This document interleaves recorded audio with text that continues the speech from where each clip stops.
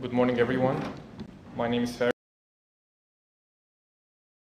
Also proudly part of So my story that came to me in clinic with his mother complaining of sticky yellow discharge of 2 days duration. There was no medical condition, but the mother gave history of an upper respiratory tract. Currently, the mother gave him tobramycin eye ointment for the respiratory infection. A week earlier, she gave him clavulanic acid, but look at the dose, 2 grams, which is a very high dose for strongly prescribed by a. I'm sure that this dose is enough to. So we can see now in the picture, nothing in real mucopurulent conjunctivitis.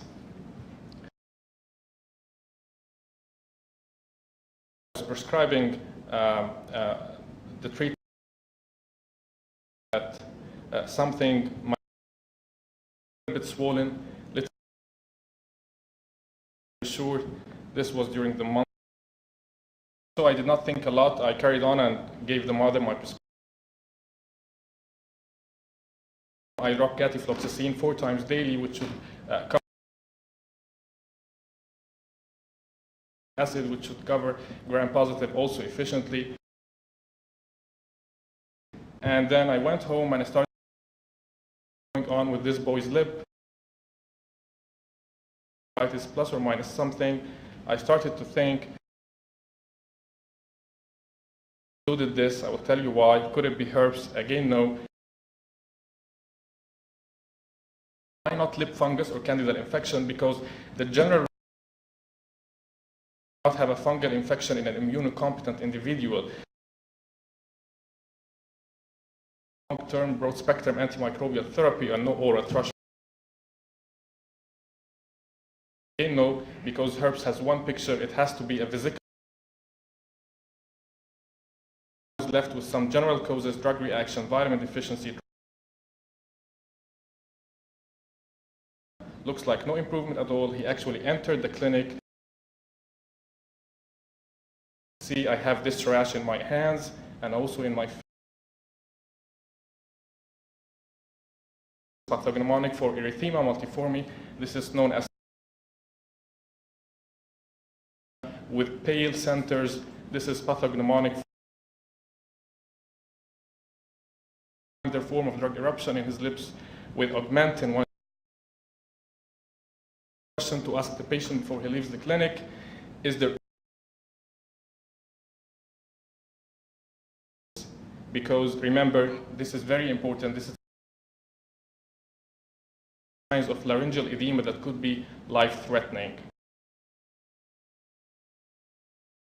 A kid with erythema multiforme, second to penicillin use.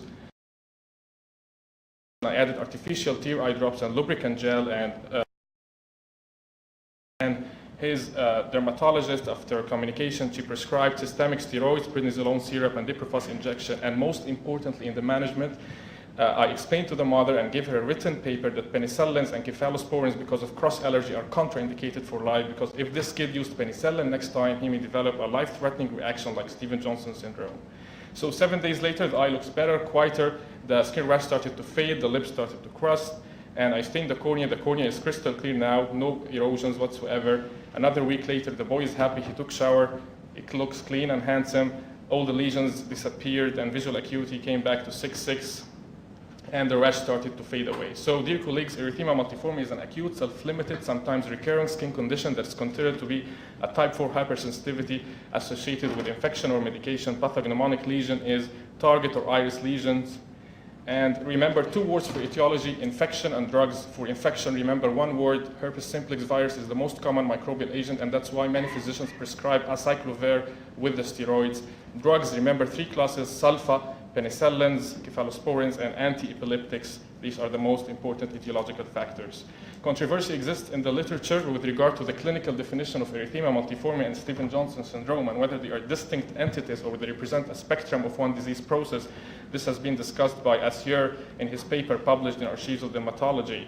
Now there's a general consensus definition. If you have typical target lesions distributed acrally in the extremities, we call it erythema multiforme minor. But if you have one or more mucous membrane involvement, we call it erythema multiforme major. And if you have a widespread blister disease, exfoliative skin disease, this is life-threatening condition. 10% body surface area involvement, this is Stevens-Johnson syndrome. 30% or more, this is toxic epidermal necrolysis. These are very serious conditions that could be managed in the ICU. This classification has been shown by the work of Bastugi in ARC Dermatology, also published.